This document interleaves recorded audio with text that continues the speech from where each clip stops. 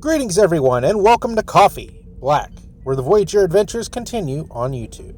I'm your host, Captain G, and this is the channel where you get your refill of everything Star Trek Voyager related, from trivia, news, reviews, and more.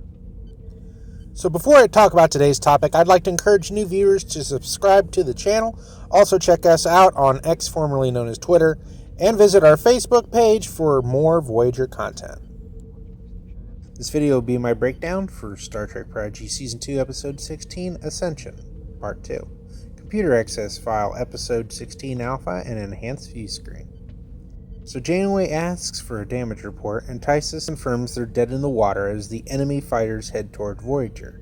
The Nova fighters are disabled, but Majel manages to enable secondary power to her fighter and sends the patch to the others. Chakotay and Gwen debate about what they should do as the fighters attack Voyager. With no responses to their distress calls to Starfleet and damage being taken on multiple decks, Janeway orders sickbay to be evacuated. The Doctor and his patients look in horror as the fighters close in on their deck, but just in the nick of time, the Protostar swoops in and destroys the enemy fighters. As an added bonus, Jangum uses the tractor beam to slow down the fighters, as Murph makes quick work of them. Dal cheers the Protostar on from his cockpit as he watches the firefight. Essentia watches on, noting the Federation still has some fight in them, and she asks Wesley to show her a vision of the future, and he tells her she doesn't know what she's meddling with. She tortures him, wearing him down, and allowing her to witness a vision of Voyager exploding.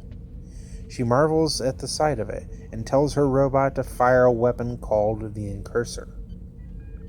The Incursor is launched and darts towards Voyager. It breezes past the Nova Squad, and just as the Protostar attempts to fire upon it, the enemy ship fires the energy weapon, draining the Protostar. The sharp-edged golden torpedo hits the Voyager hull and drills its way into the ship through several decks. The Doctor and the Counselor debate about the weapon, and the Counselor says that perhaps the torpedo is a dud. This weapon and the situation are similar to the Chronoton torpedo that was lodged inside of Voyager in the Voyager episodes Before and After, and the two-parter Year of Hell. Tysus, the Binars, and the crew attempt to scan the weapon in the shuttle bay, and it appears to be counting down. As everyone runs from the weapon, a burst of energy rushes slowly toward them. Tysus stops to help a trapped lieutenant, and in doing so is nearly engulfed by the energy before having the favor returned by the lieutenant as she pulls him to safety. The lieutenant looks in shock as the contact has made Tysus severely aged.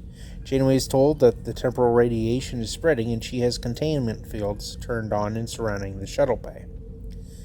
Chakotay tries to get the controls for the Protostar back online, but they can't while the enemy ship continues to drain them. Janeway hails Chakotay and tells him about the damage to Voyager. Janeway then receives a hail from Admiral Jellicoe, expecting reinforcements, but the Admiral gives her bad news, that help is several days away.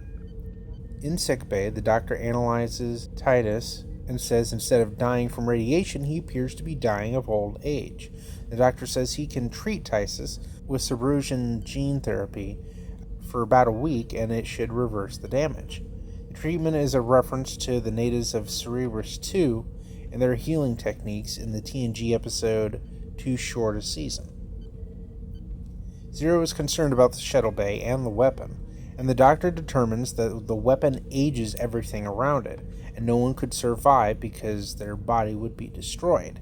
Zero points out that they don't need a body, and that Medusans don't age like others do. While making their way to the shuttle bay, Zero sends a communication to Jangum, letting him know that they may need their new bodies sooner than expected.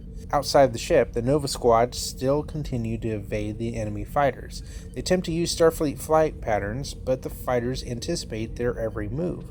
Dal says it's like they've read the Starfleet manual, and he hasn't even read the manual.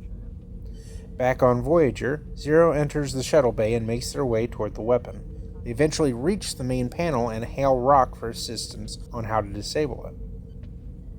The Nova Squad continues to struggle with the fighters, predicting their flight patterns, and Dal suggests to be unpredictable, and the squad all begin flying recklessly, causing the enemy fighters to collide during the dogfight.